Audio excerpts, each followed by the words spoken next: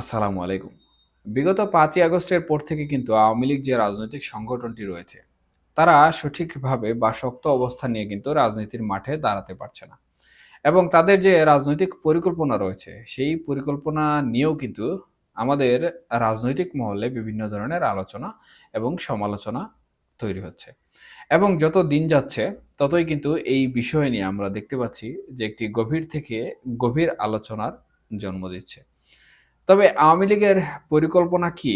বা আওয়ামী লীগ মাঠ রাজনীতিতে শক্ত অবস্থানে কবে ফিরবে? এই বিষয়টি নিয়ে কিন্তু এখনো প্রকাশ্যে কোনো ধরনের মতামত আওয়ামী লীগ প্রকাশ করেনি। এখন আওয়ামী লীগের এই যে মাঠে না ফেরা বা আওয়ামী লীগের শক্ত অবস্থানে ঘুরে না দাঁড়ানোর পিছনে যে কারণটি সবথেকে বেশি গুরুত্বপূর্ণ ভূমিকা পালন করছে বর্তমানে, সেটি হচ্ছে জুলাই এবং আগস্ট মাসে ঘটে যাওয়া প্রেক্ষাপট। প্রথমে যেটি কোটা বিরোধী আন্দোলন ছিল, কোটা সংস্কারের দাবিতে, সেটি পরবর্তীতে বৈষম্য বিরোধী ছাত্র আন্দোলনের নামে একটি সম্পূর্ণ সংগঠনের রূপ নেয় এবং সমন্বয়ক দ্বারা সেই আন্দোলনটি পরিচালিত হয়। একসময় সেই আন্দোলনটি বৈষম্য বিরোধী ছাত্র আন্দোলনের নামে সরকার পতনের আন্দোলন শুরু করে এবং তারা সেই অবস্থায় কিন্তু ছাত্র জনতা যারা রয়েছেন, আপামর জনসাধারণ, তাদের জনমত সংগ্রহ করতে সক্ষম হন। যার প্রেক্ষিতে কিন্তু আমরা দেখেছি যে আওয়ামী লীগ সরকার ক্ষমতাচ্যুত হয়ে যায় এবং এই ক্ষমতাচ্যুত হওয়া বৈধ নাকি অবৈধ, এই বিষয়ে কিন্তু এখন পর্যন্ত বিভিন্ন ধরনের ধূম্রজাল সৃষ্টি করে যাচ্ছে বা ধূম্রজাল সৃষ্টি করছে, যেটির সাথে আমাদের বর্তমান বাংলাদেশের যে সংবিধান রয়েছে, সেই সংবিধান কিন্তু অনেকাংশে জড়িত। এখন আমি যেমনটি বলছিলাম যে বাংলাদেশ আওয়ামী লীগ তাদের উপর এই ছাত্র আন্দোলনকে কেন্দ্র করে যে সকল মামলা মোকদ্দমা দেওয়া হচ্ছে, একদম শেখ হাসিনা থেকে শুরু করে জেলা উপজেলা পর্যায়ের শীর্ষস্থানীয় নেতাকর্মী পর্যন্ত, এমনকি তৃণমূলের বিভিন্ন স্তরের নেতাকর্মী পর্যন্ত, এমনকি যারা জড়িত ছিলেন না এই সকল কর্মকাণ্ডে, তাদের উপরও কিন্তু সে সকল মামলা মোকদ্দমা চলমান রয়েছে। এবং আমরা ইতিমধ্যে দেখতে পাচ্ছি যে অন্তর্বর্তীকালীন সরকার কিন্তু আইসিটি এবং আন্তর্জাতিক যে অপরাধ ট্রাইব্যুনাল রয়েছে, তার মাধ্যমে কিন্তু শেখ হাসিনা সহ শীর্ষস্থানীয় আওয়ামী লীগের নেতাকর্মীদের যে বিচার কার্য রয়েছে, সেটি কিন্তু পরিচালনা করতে শুরু করেছে। এখন এত এত মামলার মধ্যে কোনটি সঠিক, কোনটি ভুয়া, এগুলো কিন্তু যাচাই করা সম্ভব হচ্ছে না। যাই হোক, এই যে মামলা মোকদ্দমাগুলো দেওয়া হচ্ছে, এই মামলা মোকদ্দমা সাধারণত জুলাই আগস্টে যে সকল নাশকতা হয়েছে, নির্যাতন হয়েছে, নিপীড়ন হয়েছে, গুম খুন হত্যা হয়েছে, সেই সকলের উপর ভিত্তি করে দেওয়া হচ্ছে। এবং আওয়ামী লীগকে গণহত্যাকারী রাজনৈতিক দল হিসাবে প্রকাশিত বা চিহ্নিত করা হচ্ছে। কিন্তু আমরা এর পরবর্তীতে যদি অন্তর্বর্তীকালীন সরকারের প্রধান উপদেষ্টার বক্তব্য লক্ষ্য করি, সেটা আন্তর্জাতিক প্ল্যাটফর্মে হোক অথবা আমাদের দেশের অভ্যন্তরীণ প্ল্যাটফর্মে হোক, তাহলে আমরা স্পষ্টভাবে একটি জিনিস বুঝতে পারি বা দেখতে পাই, এবং সেটি হচ্ছে আমাদের প্রধান উপদেষ্টা বর্তমানে যিনি রয়েছেন, উনি কিন্তু এই আন্দোলনের পেছনে একজন মাস্টার মাইন্ডকে পরিচয় করিয়ে দিয়েছিলেন, যেটা আপনারা সবাই জানেন, এবং এই বিষয় নিয়ে কিন্তু ব্যাপক আলোচনা এবং সমালোচনার জন্ম হয়েছিল সেই সময়। স্বাভাবিকতই বাংলাদেশ এমন একটি দেশ যেখানে একটি ইস্যু আসার পর অন্য আরেকটি ইস্যু যখন চলে আসে, তখন সেই ইস্যু তার তাৎপর্য হারায় এবং নতুন ইস্যু তাৎপর্য পায়, সেটা সামাজিক যোগাযোগ মাধ্যমে সব থেকে বেশি।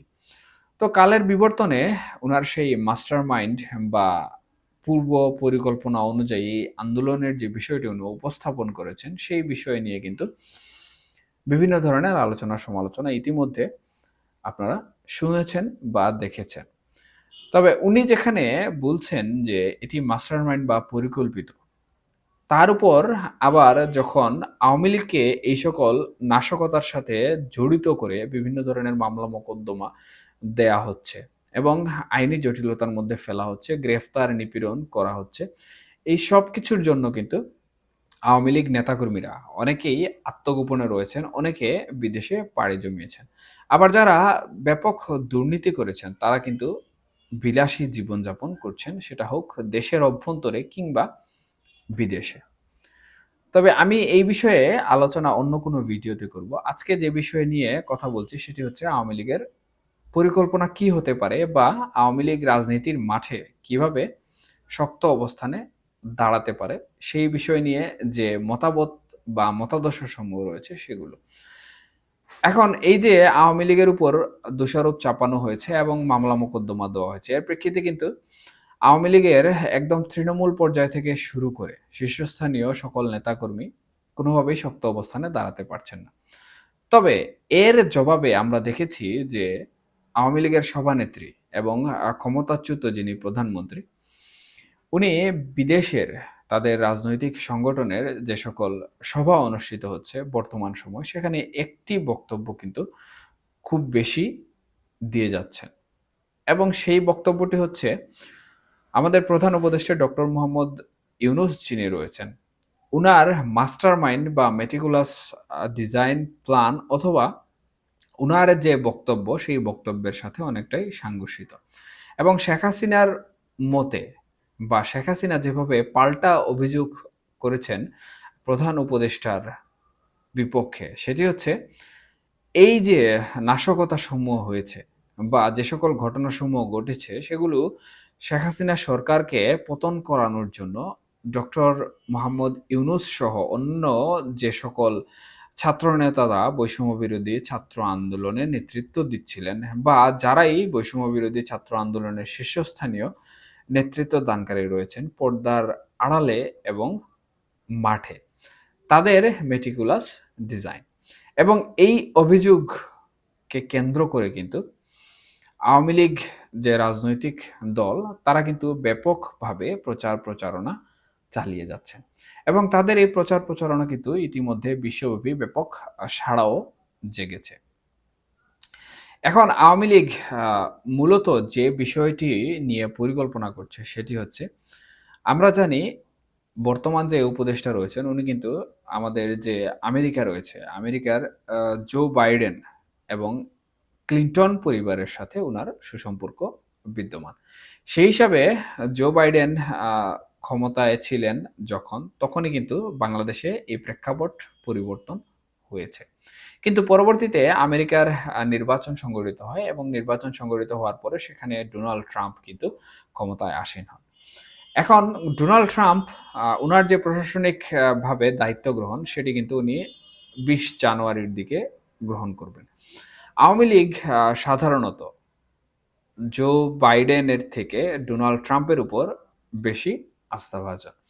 এবং এখানে আন্তর্জাতিক রাজনীতির যে প্রেক্ষাপট রয়েছে, সেই প্রেক্ষাপট অনুযায়ী জো বাইডেন এসে বাংলাদেশের সংবিধান এবং বাংলাদেশের যে সকল কর্মকাণ্ড কর্মসূচি রয়েছে সেগুলোর উপর একটি পদক্ষেপ নিবেন।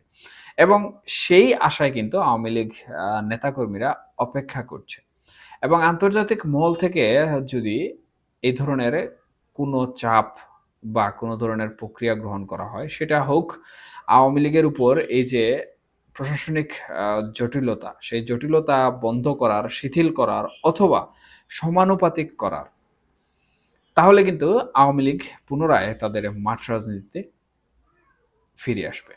এবং ডোনাল্ড ট্রাম্প আসলে প্রশাসনিক যে বিষয়টি রয়েছে বা অন্তর্বর্তীকালীন সরকারের যে নিউট্রালিক একটি প্রসঙ্গ রয়েছে, সেই বিষয়ে হস্তক্ষেপ করবেন কিনা এটি সম্পর্কে এখনো কিন্তু হোয়াইট হাউস থেকে কোনো ধরনের বিবৃতি দেওয়া হয়নি। তবে ইতিমধ্যে ডক্টর ইউনূসের যে সরকার বর্তমানে বাংলাদেশে রয়েছে, তাদেরকে কিন্তু নানাভাবে বিভিন্ন ইস্যুতে ট্রাম্প প্রশাসন বিভিন্ন ধরনের বার্তা, চিঠি এবং অন্যান্য বিষয়ক পরামর্শ প্রদান করেছে। এবং বাংলাদেশের যে অস্থিতিশীল পরিবেশ বর্তমানে রয়েছে, সেটিকে স্থিতিশীল রাখার জন্য কিন্তু অনুরোধ করেছে। এখন আওয়ামী লীগ প্রসঙ্গে যে বিষয়টি এসেছে, যে ডোনাল্ড ট্রাম্প প্রশাসন ক্ষমতা গ্রহণ করার পর এই যে প্রশাসনিক যে জটিলতা রয়েছে, সেই প্রশাসনিক জটিলতা বা প্রশাসনকে যদি কোনোভাবে চাপ প্রয়োগ করে এবং প্রশাসনকে নিরপেক্ষ করে দেয়, তাহলে কিন্তু আওয়ামী লীগের যে সকল নেতাকর্মীরা বর্তমানে আত্মগোপনে রয়েছেন, তারা কিন্তু আত্মগোপনে আর থাকবেন না এবং তৃণমূল পর্যায় থেকে শুরু করে একটি মাঠ রাজনীতির প্রভাব তৈরি হবে। এবং আওয়ামী লীগ যখন মাঠ রাজনীতিতে ফিরে যাবে তখন কিন্তু বাংলাদেশের রাজনীতির যে প্রেক্ষাপট রয়েছে সেটি কিন্তু অনেকটাই পরিবর্তন হয়ে যাবে।